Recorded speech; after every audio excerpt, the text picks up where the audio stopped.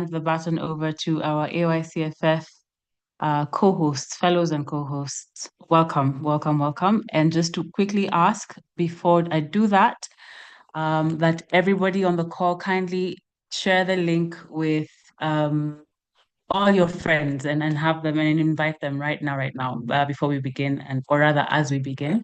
And all right, let me hand it over to our co-hosts. Hi, everyone.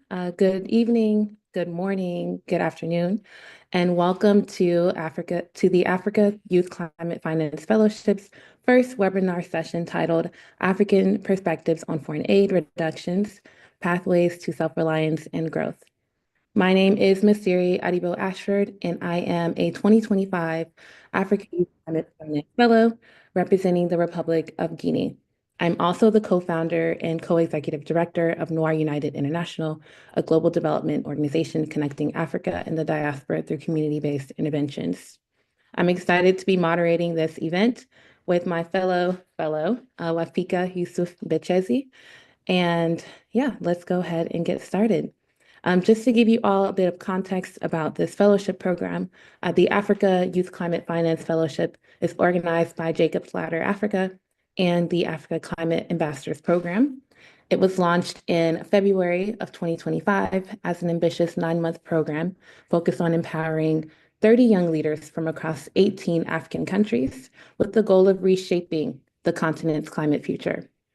According to the United Nations Development Program, Africa needs an estimated $277 billion annually to support climate action. But currently, the continent receives less than 12% of global climate finance.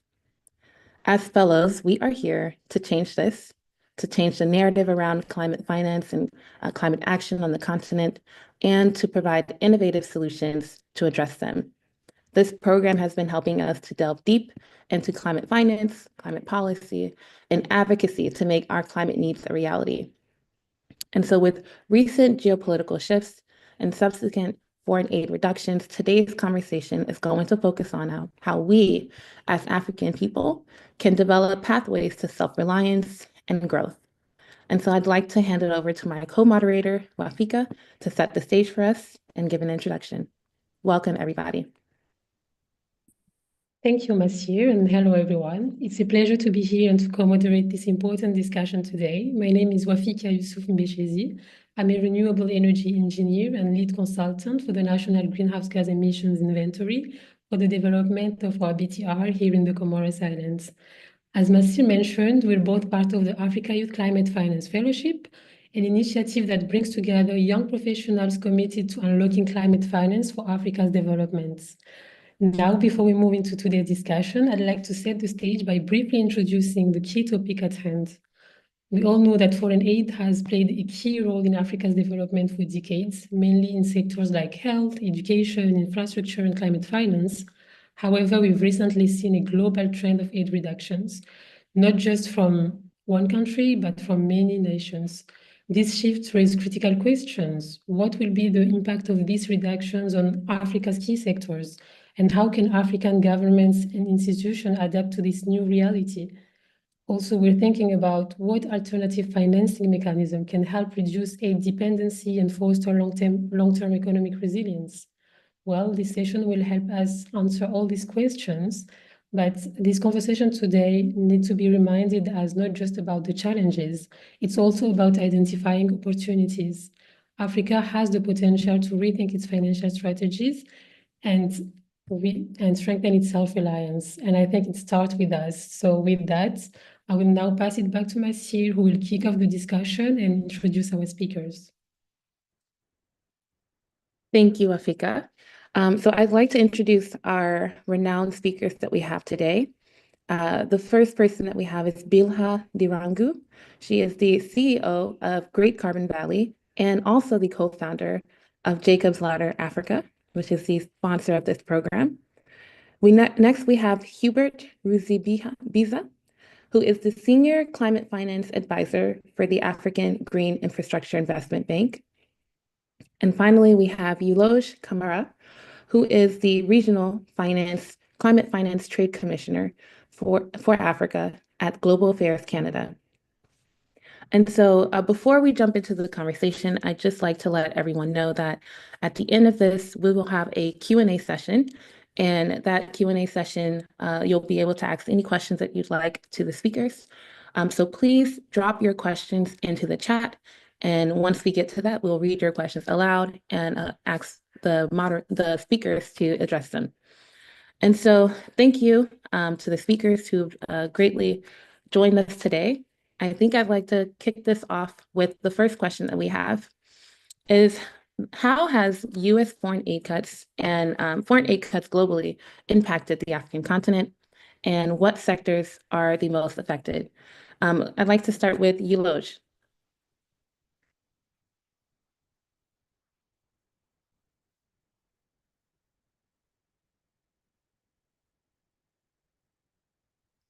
Yuloj, can you hear us?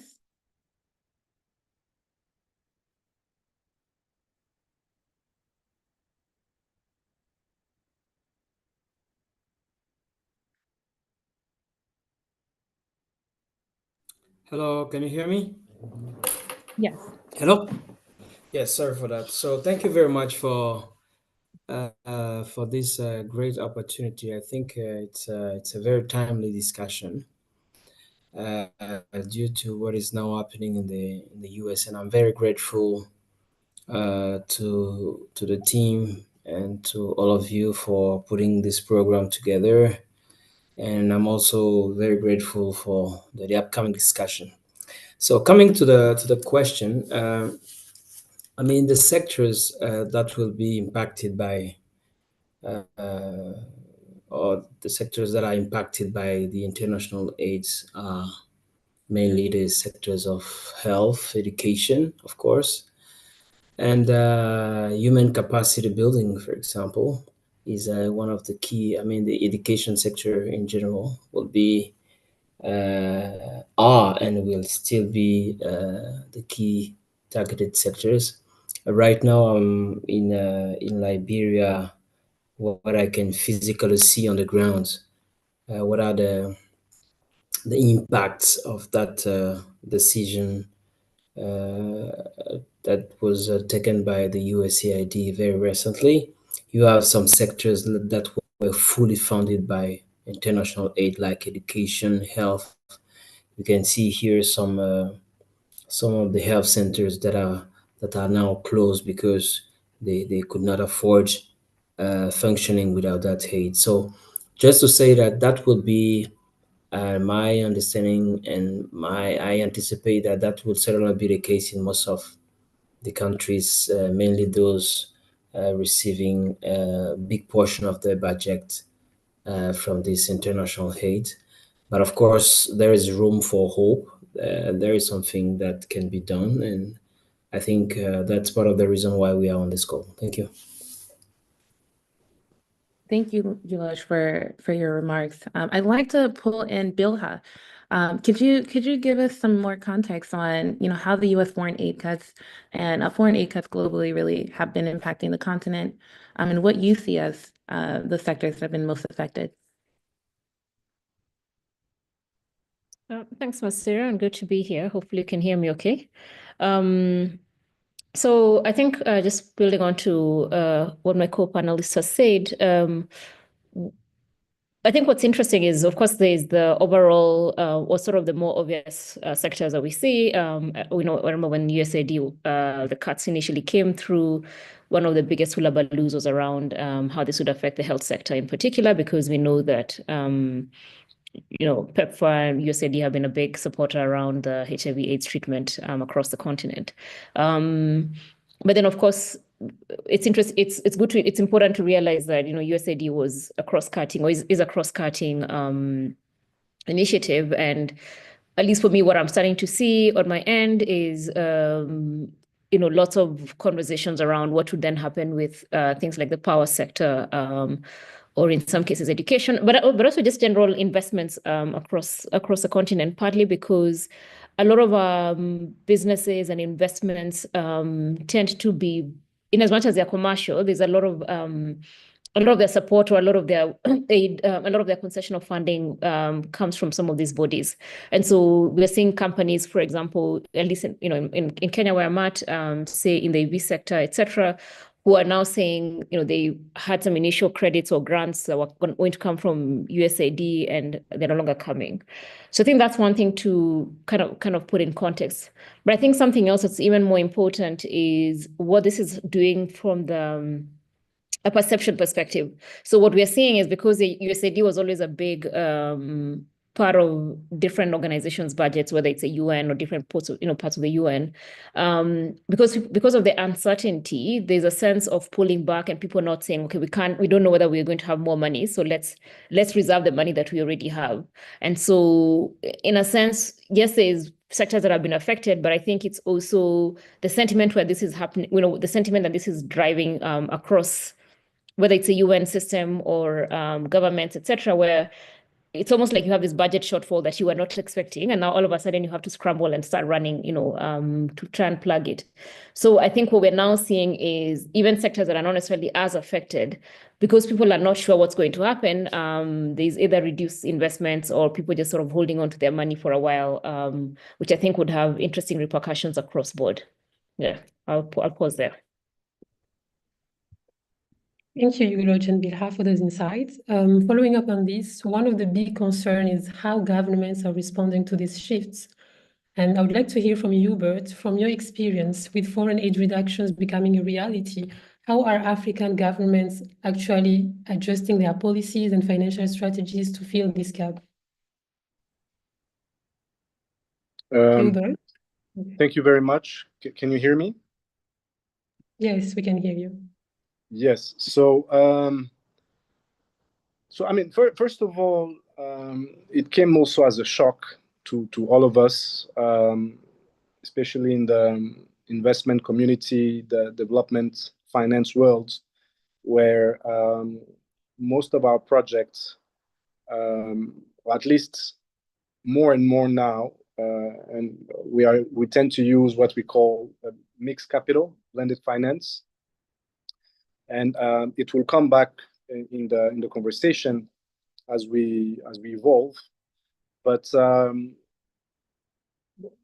past 2 years, if you have been able to follow, we had in 2022, if I remember, 2023 actually, the summit of the global summit of the Global Financing Pact Summit in Paris, which was a sort of a trendsetter in terms of reforming the entire global financial architecture.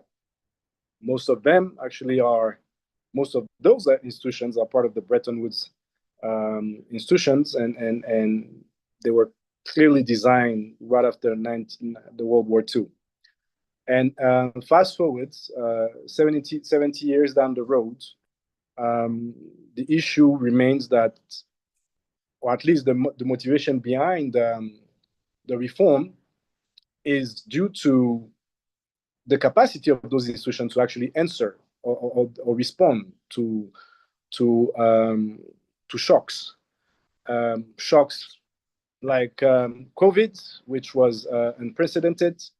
Of course, as we move down the road, the war in Ukraine, all of that has impacted our capacity, the world's capacity actually to contribute to development, to the development of I would say development aid at large, the contribution to the envelope of development aid. Now, in parallel, issues like climate change, which are cross-cutting, or at least everyone is impacted, be it on the north, the global north, or the global south. It is also one big piece of contribution in the development envelope, what we call the ODA. So, have we responded right as Africa?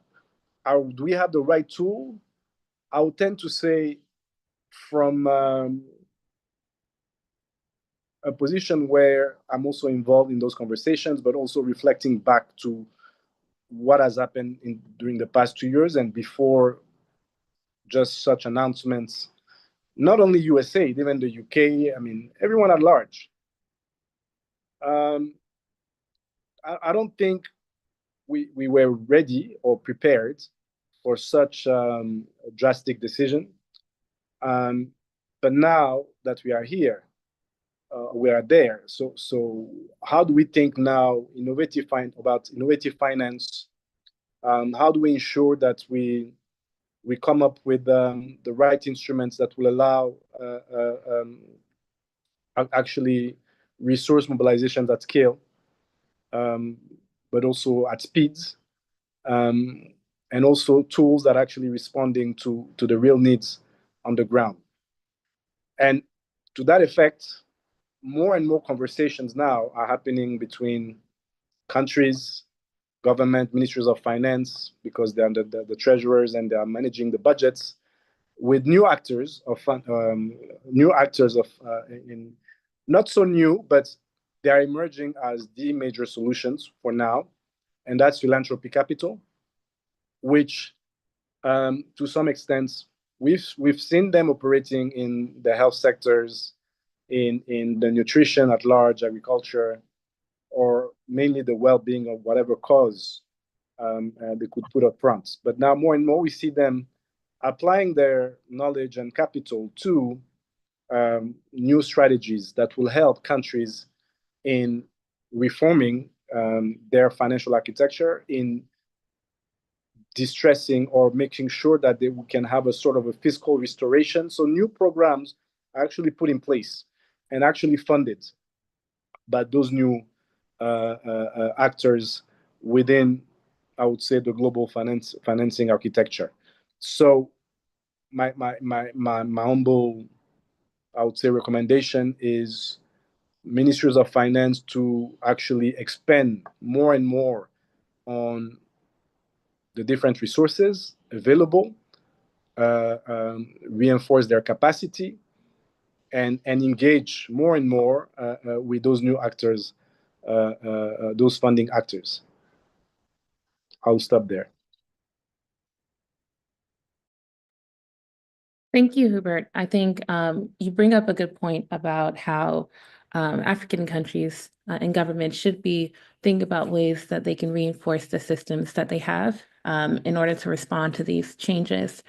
And something that stands out to us, especially as for me, someone who's based in the United States, is the fact that everyone is saying that the new United States government is going to be very transactional in the way that it approaches new deals that they're doing. And I think we can see that in the way that they've engaged globally.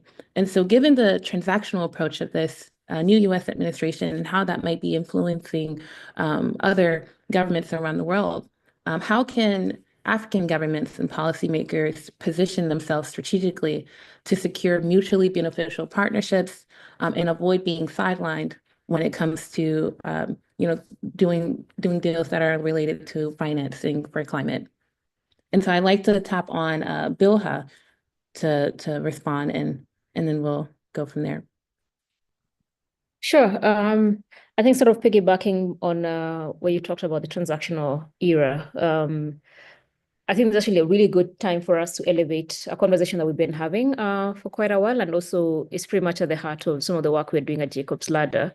And it's this idea where we've always looked at climate as an opportunity rather than, yes, it's a problem, but it's definitely, it presents a very interesting opportunity for Africa, both in terms of what kinds of jobs it might create, or sort of what kinds of investments it might create.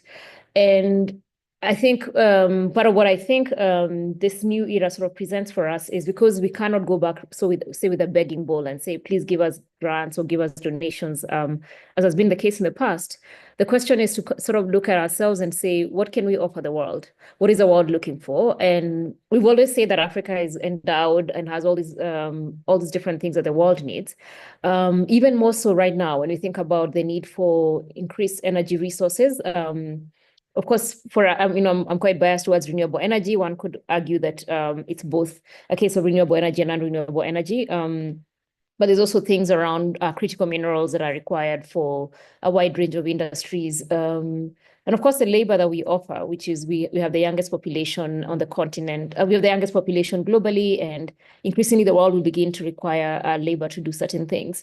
And so if we can reorient ourselves as a continent and begin to approach global conversations from an investment perspective, kind of saying, what does it take for us to be investment ready? What does it take for countries to make it easier for people to come and invest, because there is capital that's looking for investments.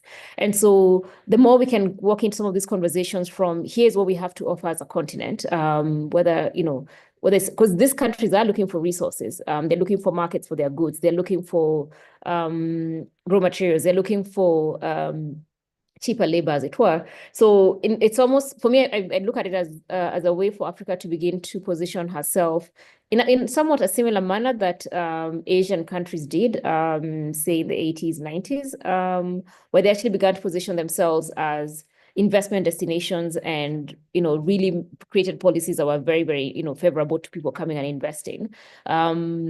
We do have a chance to do the same thing in Africa, and we have the headwind, we have the tailwinds in our behind, just given the fact that we have a whole range of resources that everyone else in the world is looking for. So the more we can approach this from what are the best interests for country X, for different countries, and sort of approach global conversations from that perspective, I think that's a really key thing. Maybe the last thing I'll say, and sort of not necessarily just looking out globally, but also just internally, it's the conversations that have been happening around the Africa free trade and, the movement of goods across the continent. The more we can also begin to see ourselves as an internal trading bloc and figure out how do we make it easier for African countries to trade amongst each other, see ourselves as one bigger market rather than individual 54 markets that are, small and fragmented.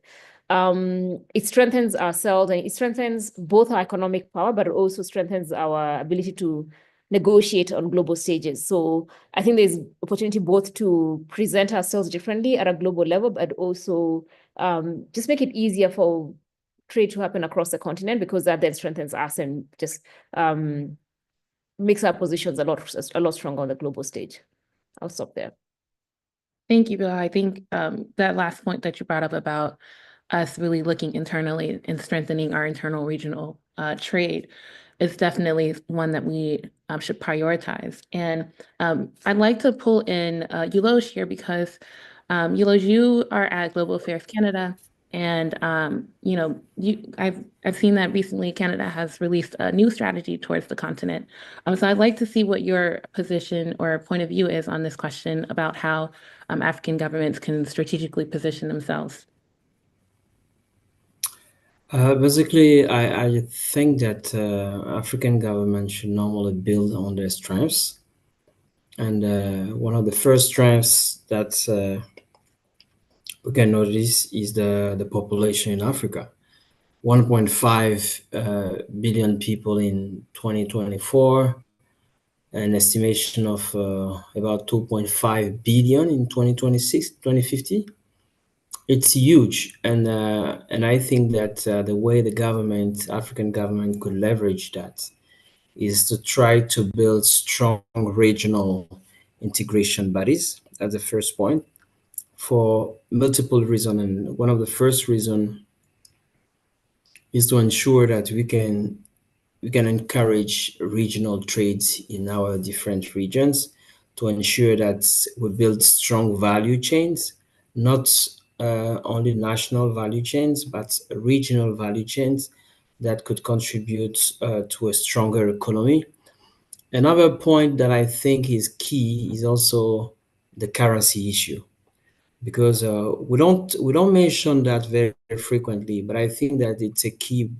It's a kind of bottlenecks. It's a kind of blockage in the global development of Africa.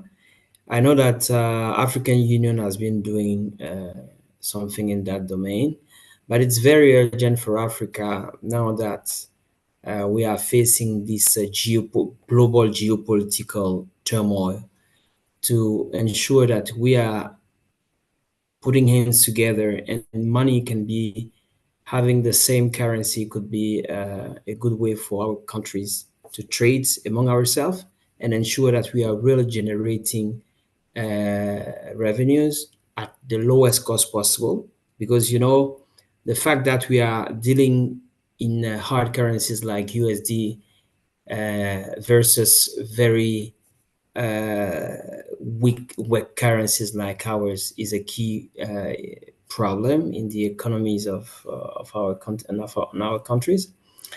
And I also think that it's very critical to have strong institutions. Not as you know, Africa has been land for many coup d'etats over the last years. And since the independence, we're still in this recurrent political context. And I think that a time has come for African people to sit together and see how we can strengthen our institutions so that people leading on those institutions could be responsible enough to ensure that resources are used the best way possible. Let me take you this. If, for example, in an African country, ministers are bound or are obliged to go to national hospitals instead of flying to Europe or to America for treatment. I'm sure that if that is a legally binding provision in our different countries, that will help generate additional revenues. That will normally help improve our health facilities, right? If, for example, we ensure that all those political leaders are to educate their kids in our schools here in Africa, instead of bringing them to Europe, to Canada, or whatever, I'm sure that we will do our very best to ensure that we have the best quality of education as possible, right? So there is and that will not come from politicians. It will come from civil society. It will come from policymakers in a certain way. It will come from think tanks. It will come from private sector. As you know, if the private sector is strong enough in our countries, the private sector will definitely be a political arm that could also have something to say in the political world, right? So those are some of the key elements that I think we have to work on. But of course, if you have a look at the figures, the corruption index in Africa of the African countries, for example, you will see, depending on the country, I don't want to quote any country as I know that, but you will see that there is still a lot to do, and that has still something to do with our institution that need to be made stronger. And of course, human capital. Right now, we have more and more young African people studying abroad, and that is good.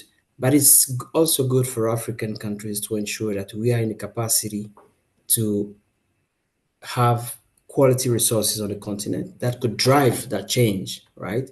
It will not come just because no, it will come because we will have the right people at the right places. So there is a lot to do in that space. Yeah, I'll stop here. Thank you for this insightful perspectives. I think what stands out from both of you is that Africa is not just a continent in need of aid, but it's a powerhouse with significant potential to drive its own development. And Bilha, you highlighted how Africa can position itself as an investment destination, much like Asian economies did in past decades, by creating favorable policies and showcasing the vast resources and opportunities that we have here. And I like the fact that you emphasize the importance of regional integration and strong value chains, not just at national level, but across African region. I think this is key to creating economic resilience, reduce fragmentation, and also strengthen Africa's negotiation power on the global stage. And these insights lead us to an important question. If Africa is to move beyond dependency on aid, what financial mechanism can support this transition. And I'd like to touch to Herbert, in your view, what are some of the alternative financing mechanisms that African countries can explore to build long-term economic resilience? So thank you very much. So I mean, the question is a bit tricky in the sense that I don't think there's a magical solution, because most of the instruments are there and they are known. I think what we need to emphasize on is the collaboration, partnerships with those new actors foundations, philanthropies, of course, public and private sector cooperation, but making sure that if we tend to do, let's say, a debt swap for education or for nutrition, this is easily fundable by not necessarily the usual development partners, but we can bring on board those new financing actors, namely philanthropies that have now developed new programs around development finance, and using that catalytic funding to actually enhance government's or enhance the action towards government's response. But that also requires governments also on the continent to be very strict and serious about their plan for investments, their exit strategies. I would say the environment, the business environment, and in case we have to come in at a situation where we need to salvage, also show the willingness in making sure that the program is actually implemented. So to summarize, yes, some innovative finance, such as debt swap. I would say other ways also to look at new instruments to support the development of our economies. You could think about sustainable linked bond or even green bonds, and apply this to what we call the IDA, which is the envelope that countries have for their developments within the World Bank. How do we shift that and making sure that it's climate resilient or sustainably oriented, to first have, I would say, an impact on the price, on the cost of the funding, because if you apply a catalytic fund, it's not the same as if it's actually better than even some of the best concessional funds available. But of course, there's no interest rate as such. You use that funding to catalyze opportunities, ideas, programs, than the ones that I just mentioned. Something that has been mentioned also by the other speakers is on currency, the currency risk. Most of our funding coming from development partners or even in foreign investments, they are actually in foreign currencies.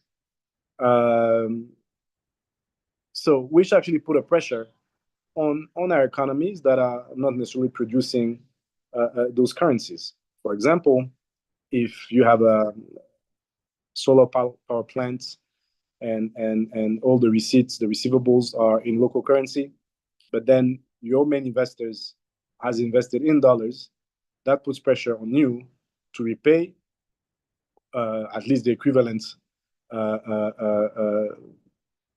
the rates, which is not necessarily the case. So you have other actors that are meant to de-risk or hedge the currency risk, but going forward, having catalytic funding, to de-risk even that portion of the pipeline within IDA, or even when you're trying to launch a bond, this can be de-risked from a currency perspective. So new instruments are there.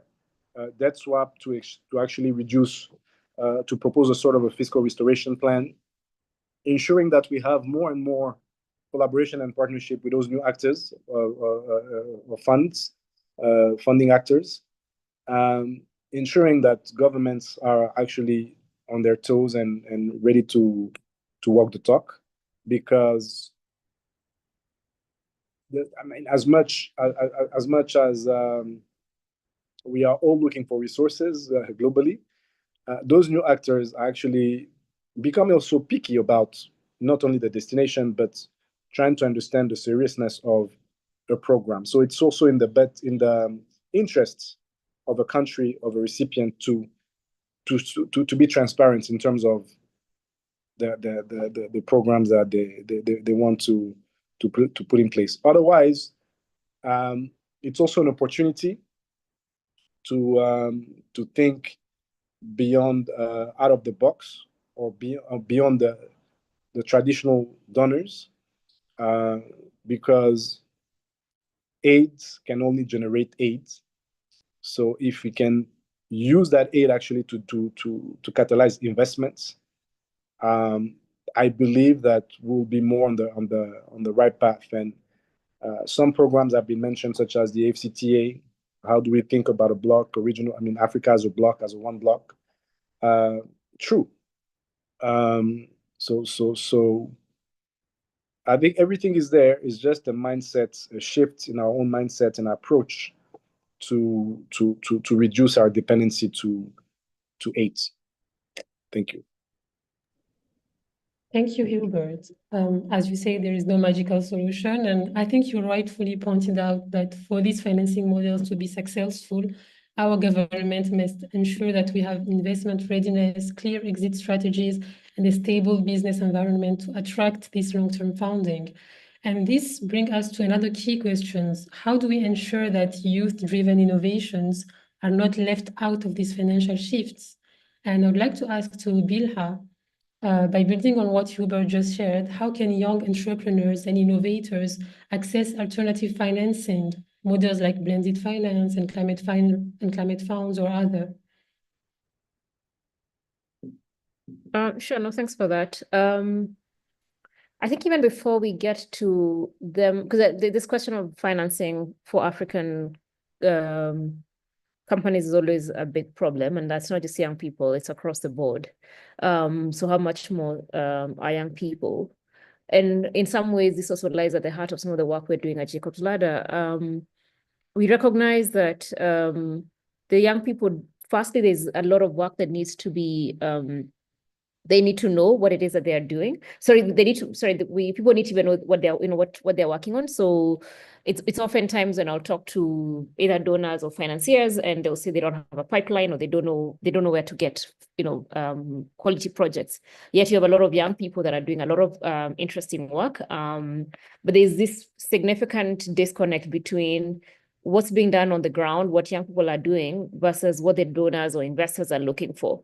So even when we think about existing sources of funding, we still find that a lot of projects either go uninvested, or a lot of capital tends to go to foreign founders, where else young people will often say that they cannot get sufficient capital, but yet when you talk to financiers, they will say that they can't find a good pipeline. So I think there's some work to be done around how do we elevate the work that young people are doing? How do we make sure that people are able to know about it? Sometimes I think it's a question of how they communicate their projects, being able to tell the right story around what it is that they're working on. So there's that fundamental work that I think needs to get done, because there's quite a bit of funding, even with the donor funding, or even with some of the donor funding sort of being stripped away, there's still quite a bit of funding that comes onto the continent. But a lot of times you find that there's a mismatch, so the right people are not quite getting the funding for whatever reasons. Of course, secondly, there's a question around the kinds of funds versus what young people are looking for. So usually they're probably looking for very small amounts of monies, and funders will typically find that that's too small for their consideration. So again, how do we begin to think through things like aggregating funding, as it were, so that we can have re-granters, or we can have, organizations such as Jacob's Ladder or other organizations that can deal with the small, with what the young people are looking for at a small level, even as a skill to grow up and become bigger.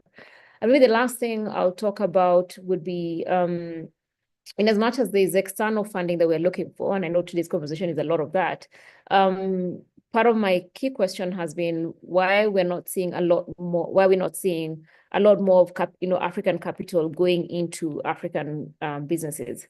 So what I mean by that is when you look at the global north or some of the markets in Asia, a lot of the investments actually come from within the countries, and usually would come from, say, things like pension funds or other sort of aggregated types of funding, which then go into these investments. And I reckon there's something to be said. In as much as we know we're looking for funding from global sources, there's quite a bit of money on the continent. And again, there's some work there around where we're not seeing investments being done into local businesses. And whether it's a question of lack of knowledge, whether it's a question of people have just never thought about investing on the continent, and we need to reorient some of these funds and some of these pools of capital to begin to think about investing in African businesses. I think there's some work to be done there, because I think that's actually a longer term solution rather than always hoping that we'd get global capital. Because the problem with global capital is that it's very dependent. It's very shock. There's lots of different shocks that happen to it. So right now, I know we're talking about the fact that donor funding has sort of dried up.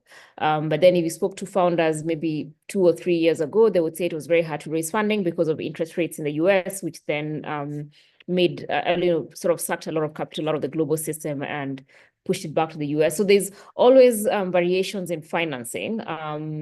And I think for Africa to really sort of create for itself a more longer term solution, we actually need to begin to think about what does it take for us to fund our own businesses. And we understand them. And, there's a lot more context, it's a lot more contextual. So an investor in Kenya looking at a Kenyan business is very different from an American investor looking at a Kenyan business, because, I understand the context in that sense, or, the investor understands the context. So I think maybe my summarization is there is money, but I think there's a lot of rails that need to be built around information sharing, getting getting businesses to know what's happening, training young Africans on how to pitch their ideas, but more so just encouraging us to invest more in using African resources to invest in our African businesses. I'll pause there. Thank you, Bilha. I think you bring up great points about how, and I like how you mentioned that sometimes the funding that we receive is not reaching the right people on the continent.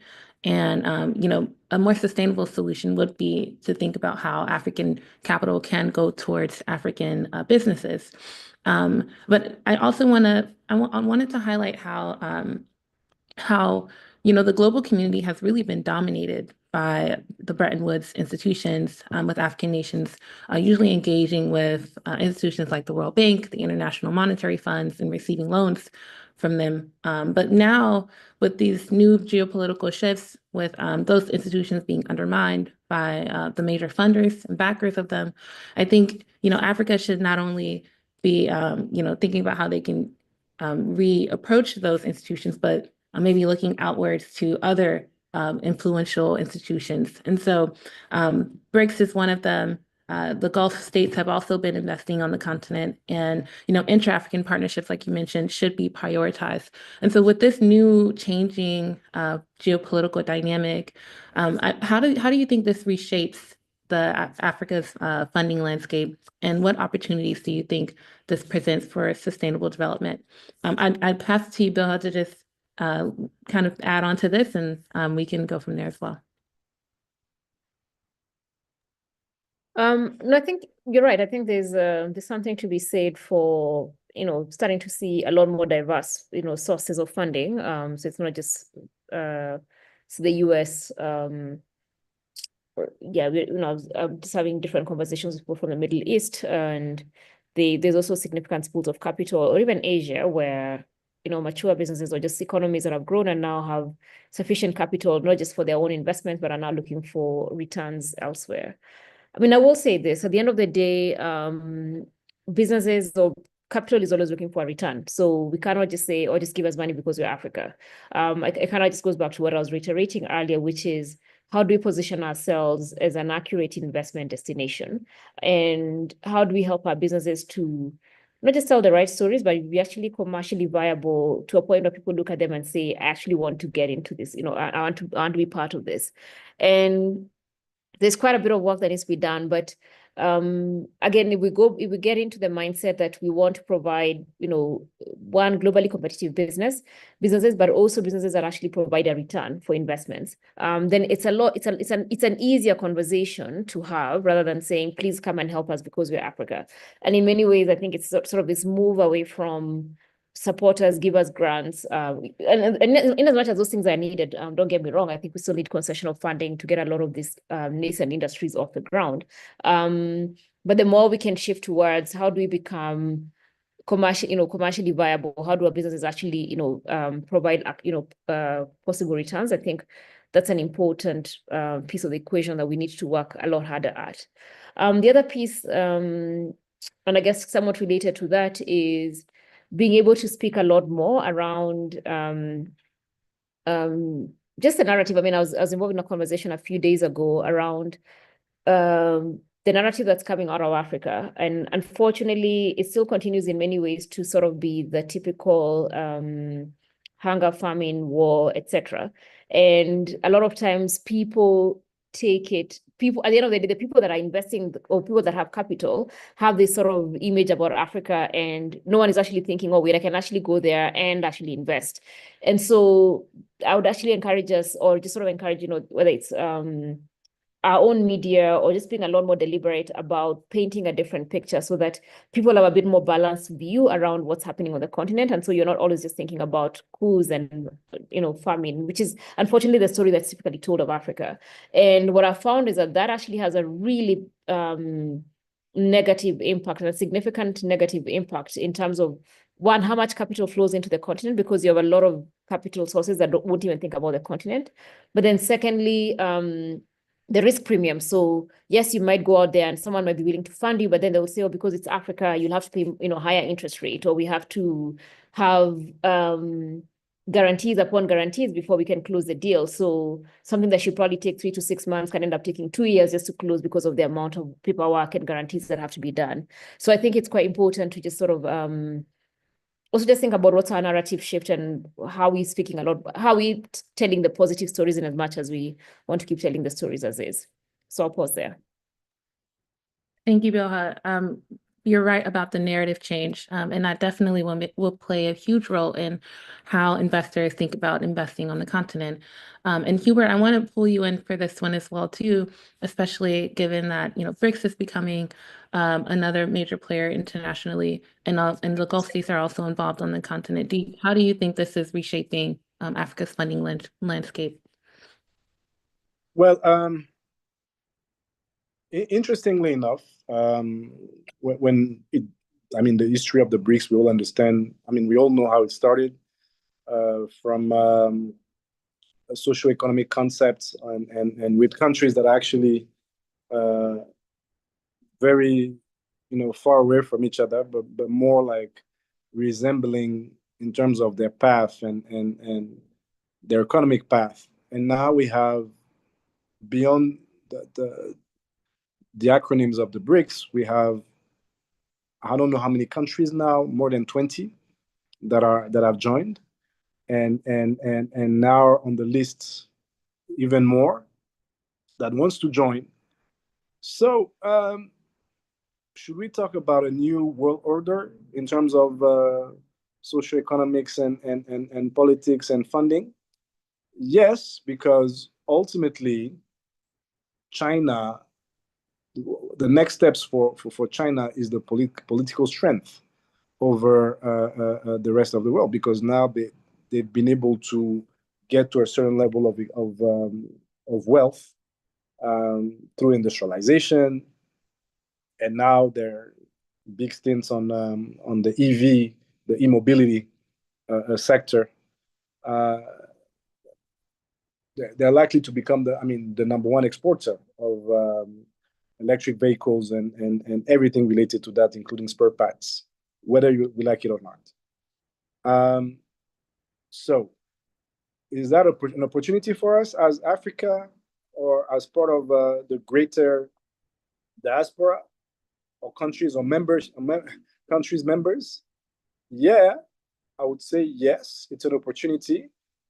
But again, it all comes back to how ready, your level of readiness. What's your pipeline like? How your business environment is. Maybe the advantage here, and just to piggyback on what Bill Howe was saying, referring on the risk perception, the perception on the risk of the destination, since we are talking with our, I would say, it's no longer the global north versus global south. We are almost everyone emerging markets, whether we believe the south is or the north is. So I think here that's probably the opportunity where risk perception will be reduced. But again, so then more concessionalities, easy access to capital, but then again the responsibility on the recipient, the beneficiaries, still remains. That this is something that we cannot put aside or bring out of the equation. It has to be based on real pipeline, on real programs to be funded. But then because we are dealing with, I would say, like-minded,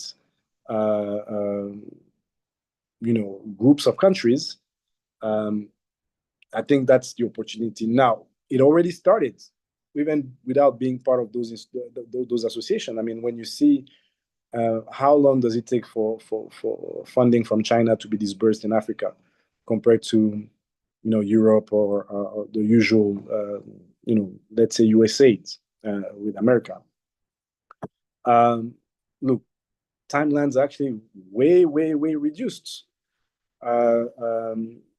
So we see countries that are actually taking very much advantage of, Chinese funding, Russia's partnership. But to me, it all comes back again to the level of maturity of those recipients, of those countries that are beneficiaries of the.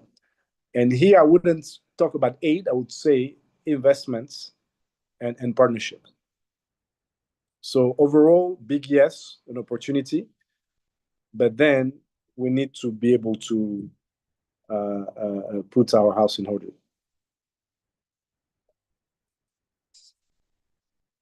Thank you, Hubert. I think you've touched on something really important, which is the changing world order and how Africa can strategically position itself within it.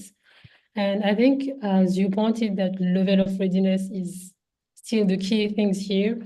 And this readiness, I think, doesn't just apply to governments or businesses within Africa. I think it also extends to the African diaspora, which holds massive potential in mobilizing financial resources, investment, as well as skills for the continent development.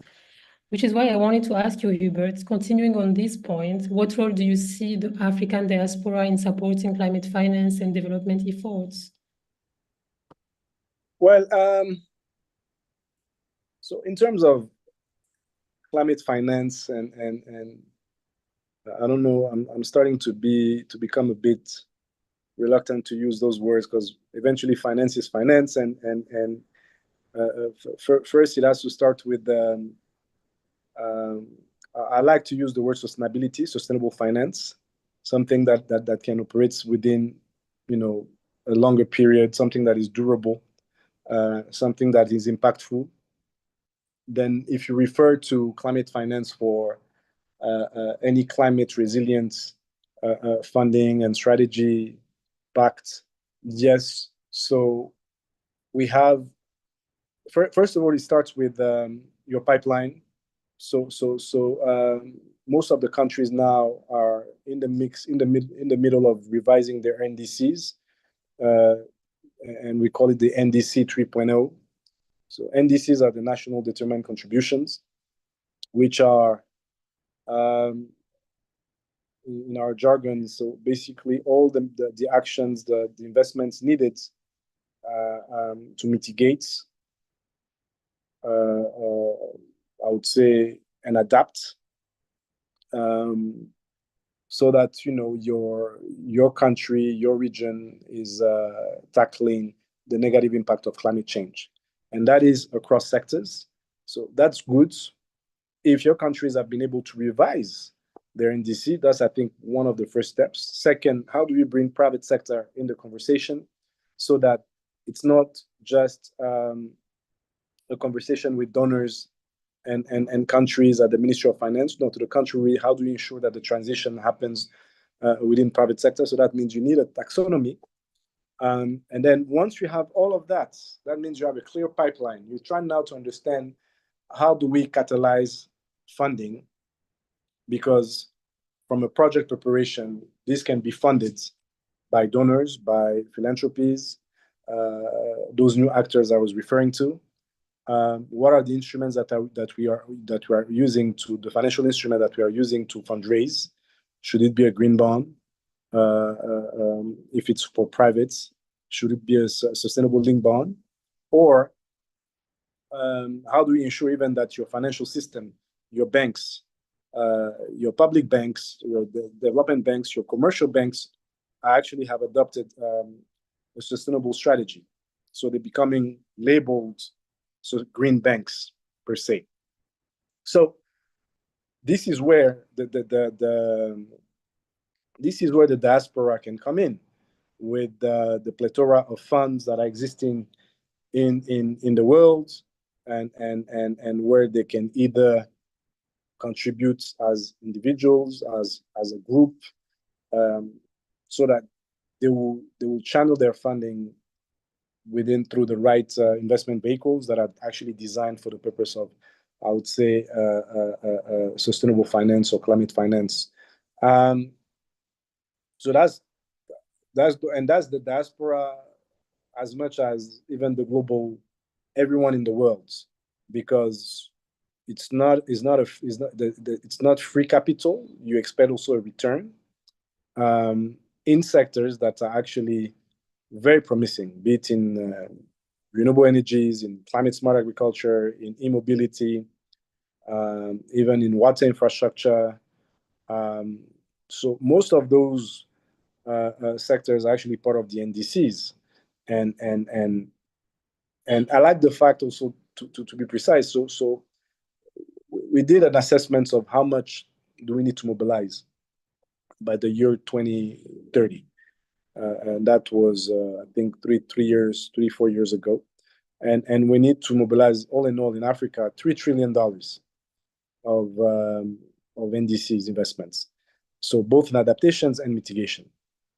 So obviously, when you look at the assets, the balance sheets of all the public banks and development banks in the world, it's to the tune of $7 trillion altogether, all combined. So that pipeline alone in Africa will not be at all financed by our usual funders.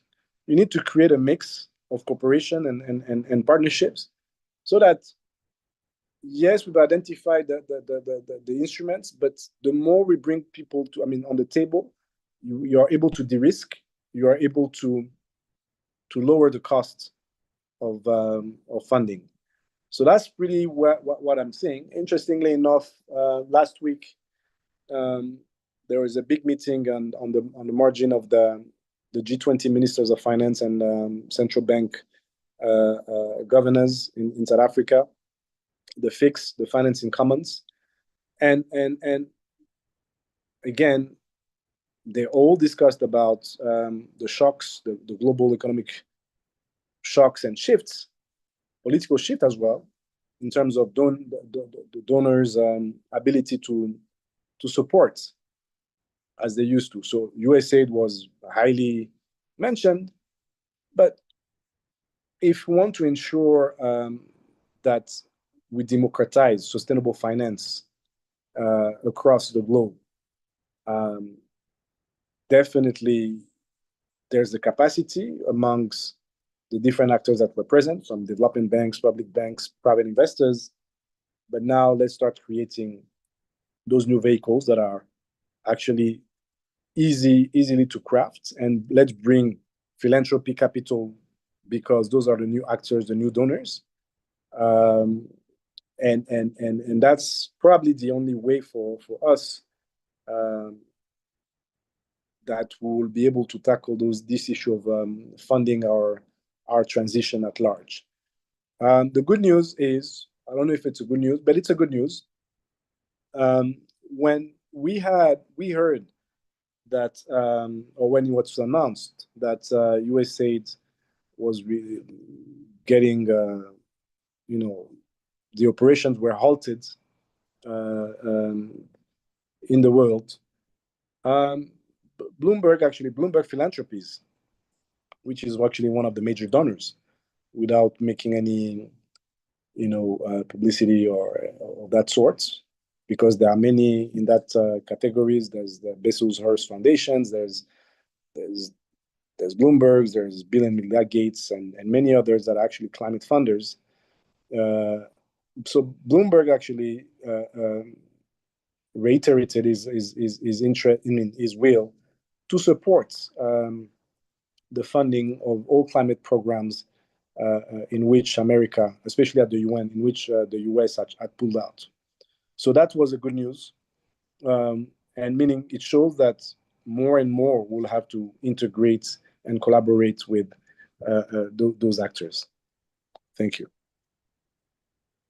Thank you, Hubert. I think you've definitely touched on a lot of the different ways that the diaspora and really different financing mechanisms that we can use as a continent to fill this gap.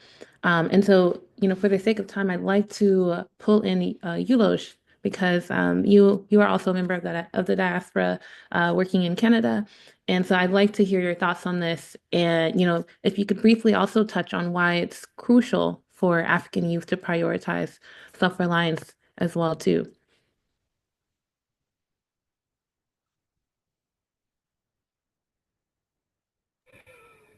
Yes, thank you for the question. I definitely think that African youth is a chance for Africa. And I was recently in eastern side of Africa attending the Africa Early Stage Investor Summit. And I was so surprised. And I saw that dynamic from African young entrepreneurs investing in all those very niche technologies, all those very specific technologies related to health, related to access to agricultural input. There is a boom in the African youth, and I think that it's very relevant and it's very timely to leverage that energy and to support the young entrepreneurs on the continent. But how are we going to do that? We know that most of in Africa, most of the economies have about 75-80% made of SMEs, right? So, but we need to better understand, and I think that it is understood, but it's time maybe to take action to address how those SMEs could be supported in a way that they could finally generate revenues, they could generate money. And talking about that, I want to touch on the previous question that you asked, referring to the instruments that could be of interest and that could be relevant. I think that most of the classical and traditional instruments are well known by investors, but also by countries and also private sector. But I think that it is maybe time for us to dive into our African context in order to better understand how it works really.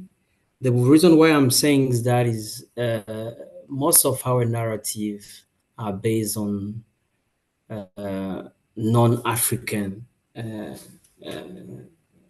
literature, so that we don't have a personal understanding of the real economy sometime in Africa. That's my personal point of view. And I think that let me take you the example of our stock exchanges in Africa. The stock exchange in Africa, mainly in our stock exchange, you will have at least you don't have SMEs on our stock exchange, for example. Generally, you will have big companies, multinational companies, but it's very important as those SMEs are about 70 to 80% of our economy. It's good for us to set the table so that those SMEs could borrow money in local currency, so that at the end of the day, they could develop their business at the lowest cost possible, so that the impact on youth would be directly visible. That is something that need to be addressed. That is an option we have to work on very seriously, because it will definitely help mobilize local capital at very low cost. And on the same in the same line, I also want to touch on the risk perception. My predecessor lightly touched on that as to international financing, because most of the international financing is based on your borrowing capacity in USD, right? But and I am very happy that the African Union is now working on putting in place an African rating agency that could rate our local, African local companies and countries based on local currencies. And that is where the issue of having one single currency on the African continent could be key. And having this platform in place, single currency, a rating agency that can contribute with very local information, and that could also have a positive impact on the risk perception. Because when it comes to Africa, when we call here risk, is to be understood in the context of Africa. It's not the same way to understand the risk when it comes to Western rating agencies. So it's very critical to have all those things in place, to have a strong support towards our stock exchange, to try to mobilize and onboard the most of our SMEs led by young entrepreneurs.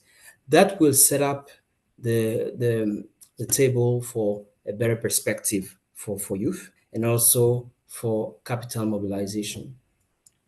And coming down to rural areas, because we do not generally talk about that, because wealth that is created in rural areas is not very well captured, because most of our African countries are led by informal sectors. But if, for example, you take, for example, you put in place a kind of, I would say, popular investment mechanism. I don't know how to put this one in the right English, but it's a kind of mechanism where community projects are funded by local people in the context of it's a kind of popular investment, and the return over those investments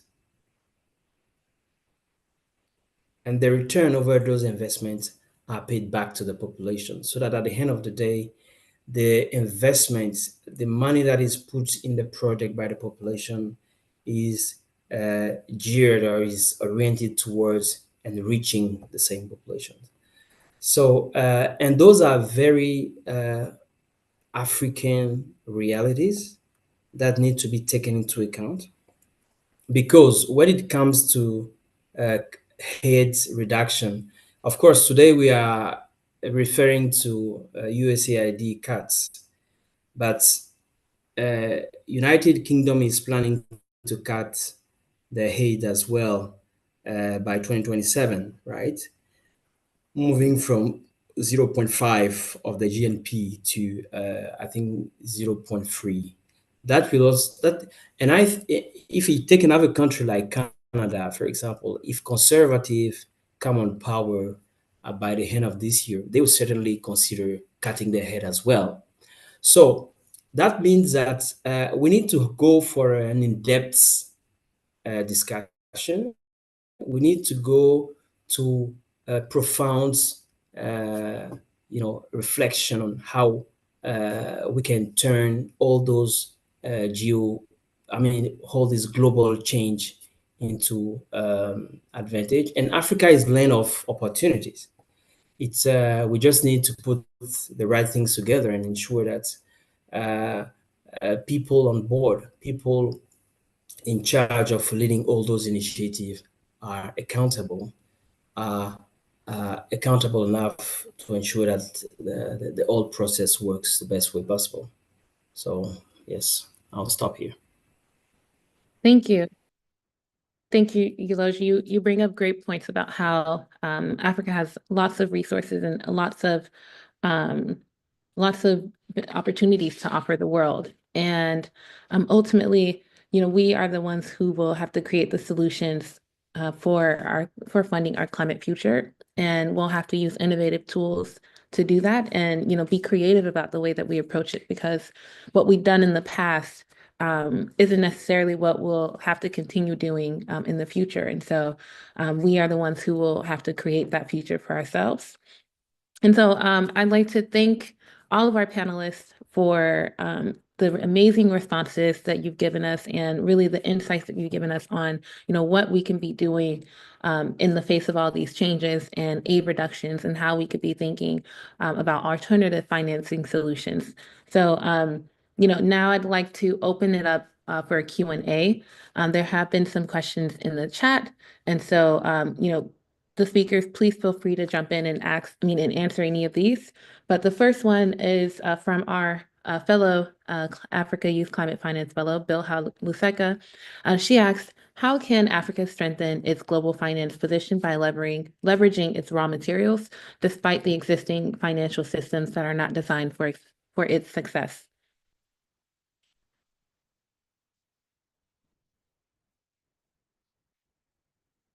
I think maybe Bilha, would you like to answer this one?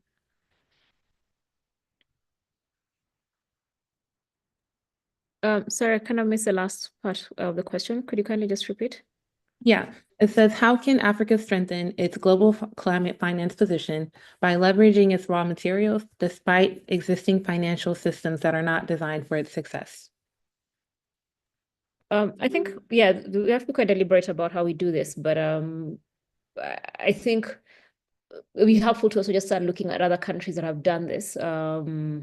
Where, for example, I think it's Indonesia, where they are starting to require that for things like nickel or cobalt, a lot of that processing has to be done in country before exporting the materials. So it might be worth just looking at what are current policies around value processing, value addition, processing of materials in here.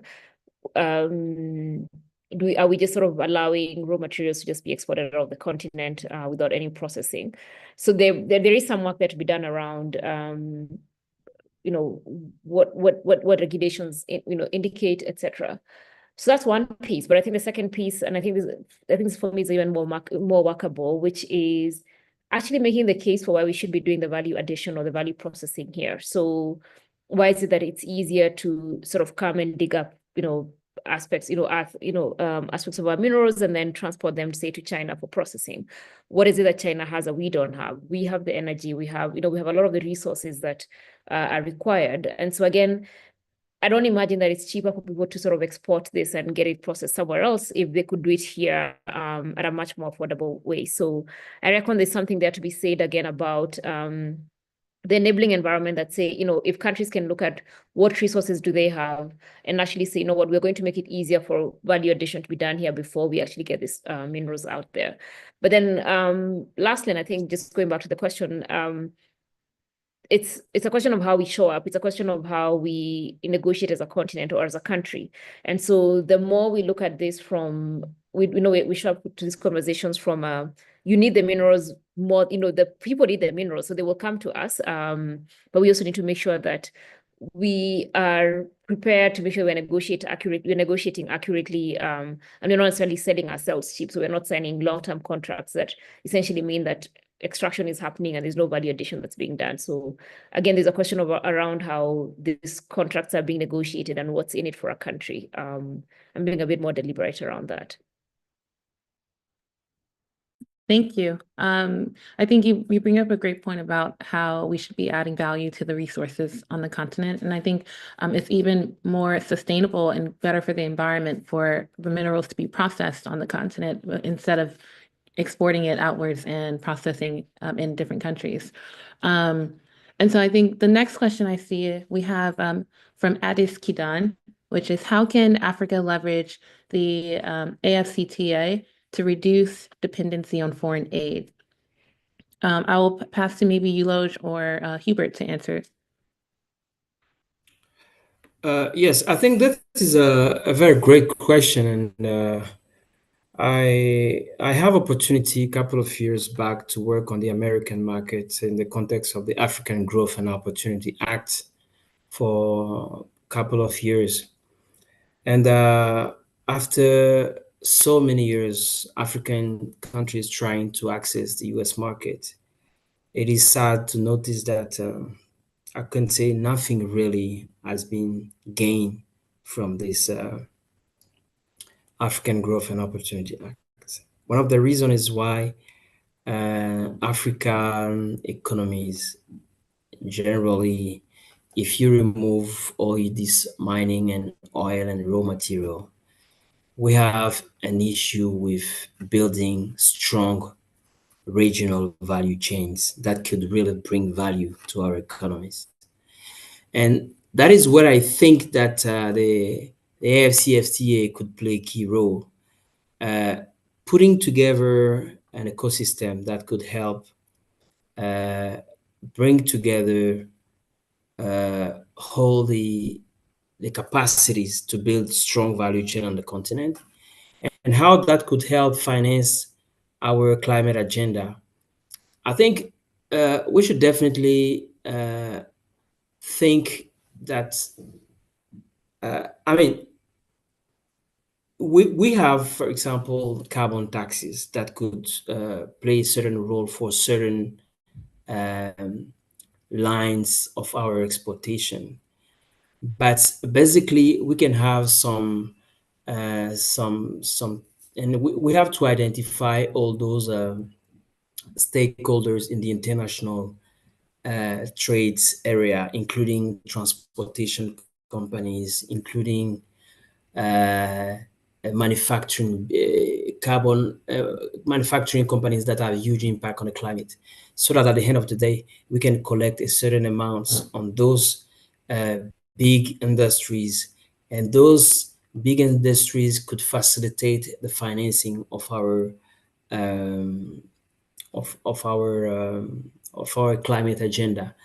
It is fully possible, because that is what is now going on. For example, in if I take the case of ECOWAS, for example, there is a regional tax that is borne by the exportation, and that tax could be borne on specific sectors that really contributes to the regional trade. I mean the regional trade at Africa level, and that could certainly support our climate agenda. But of course, AFCFTA is to be taken further with all the elements that I just mentioned: the currency issue, development of value chains, development, because when you take the Maslow pyramid, for example, you can easily see that climate is not at the bottom of the pyramid, right? So climate will certainly be easy to accept if, for example, African countries succeed in filling some gaps in terms of their very basic needs. And I'm not very optimistic in the fact that if our climate agenda are no longer financed by those international players, we as African will drive our resources towards that portion. If, for example, your population cannot get access to adequate meal, I'm not sure that you will be choosing investing in climate project instead of your population food, for example. So all those elements are interrelated, and I would say that AFCTA, sorry, is a chance, but need to be integrated with all those elements.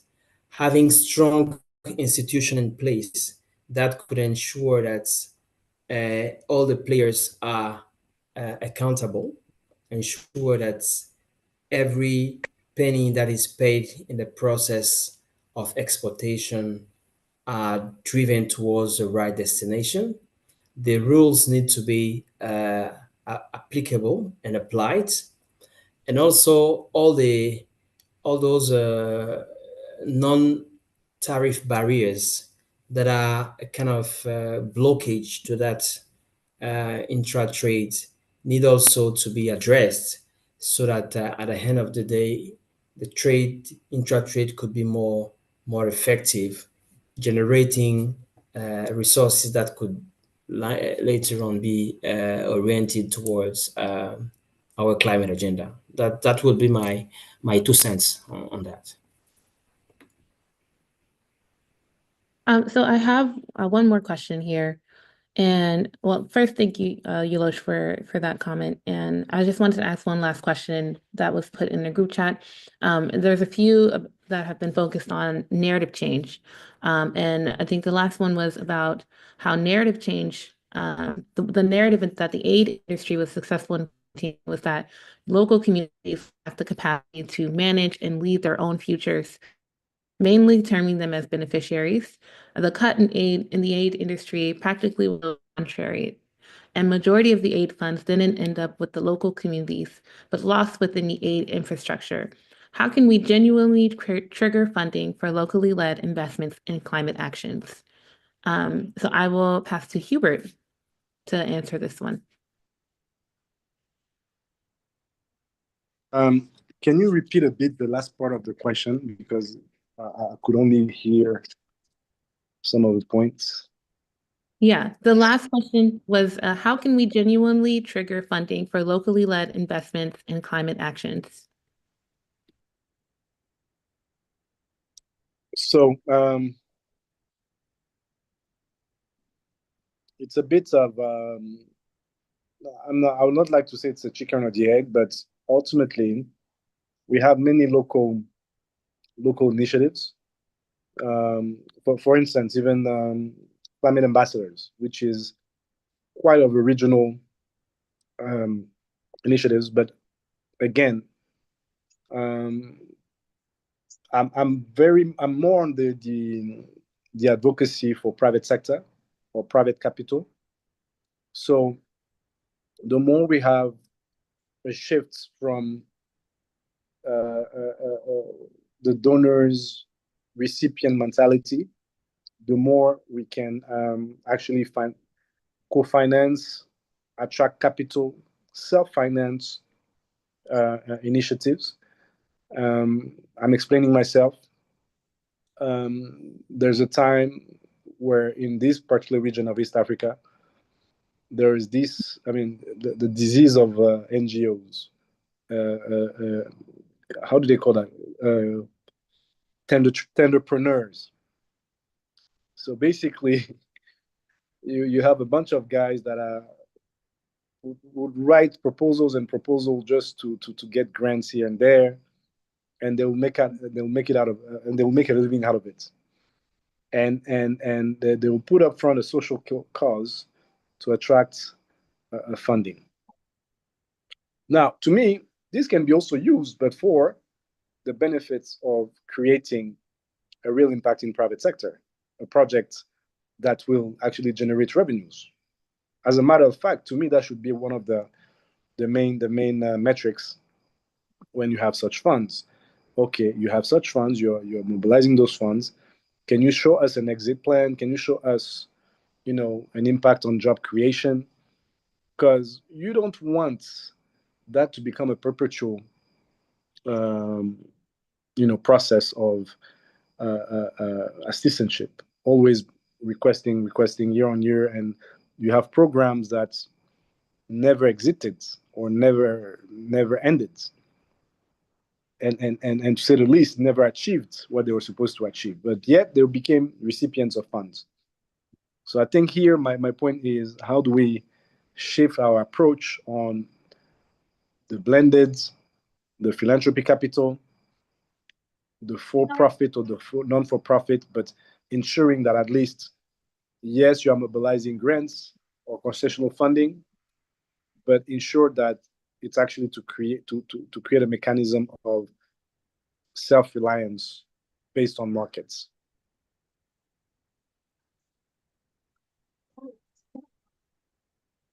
Thank you, Hubert.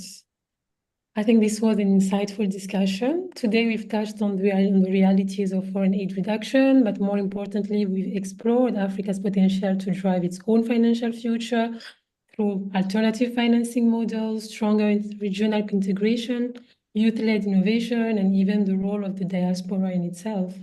And I want to address a huge thank you to our esteemed panelists, Bilhan Dirango, Hubert Revizibiza, and Yuloj Kamara for sharing such valuable perspectives, and to my co-moderator, Masir, for leading this discussion with me. I'd also like to extend my gratitude to all of you in the audience for your participation. Sadly, we're running out of time, but today's discussion is just the beginning of a larger conversation that we must continue in our work and communities. And finally, I want to acknowledge the Africa Youth Climate Finance Fellowship, a program that provides us with incredible opportunities to engage in discussion like this one, connect with experts, and actively contribute to shaping Africa's financial and climate future. So on behalf of Masir, myself, and the Africa Climate Finance Fellowship, I want to thank you all, and we look forward to continue this important conversation later on. Wishing you a great day or evening ahead. Thank you. Well done. Thank you, everyone. Thank you. Bye. Goodbye. Thank you. Thank you very much.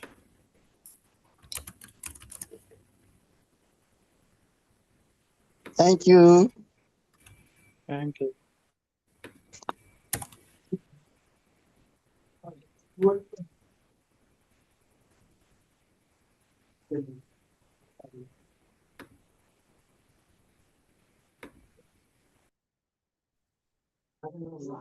Two.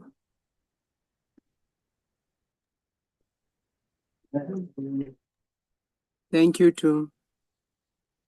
Thank you. This was a good panel. Thank you. Thank you very much. See you then. Thank you.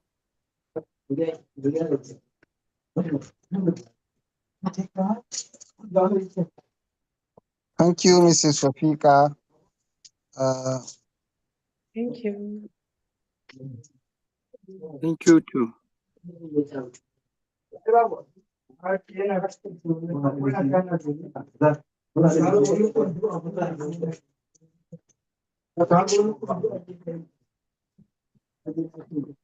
Thank you very much, Wafi. Thank you for everyone. Thank you very much. Thank you, sir. We'll meet the next meeting.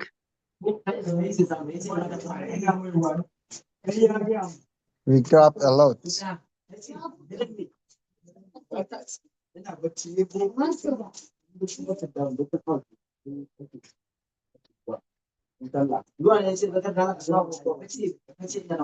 We should call it a day. Madam Wafika and Matire Arbiter Ashford.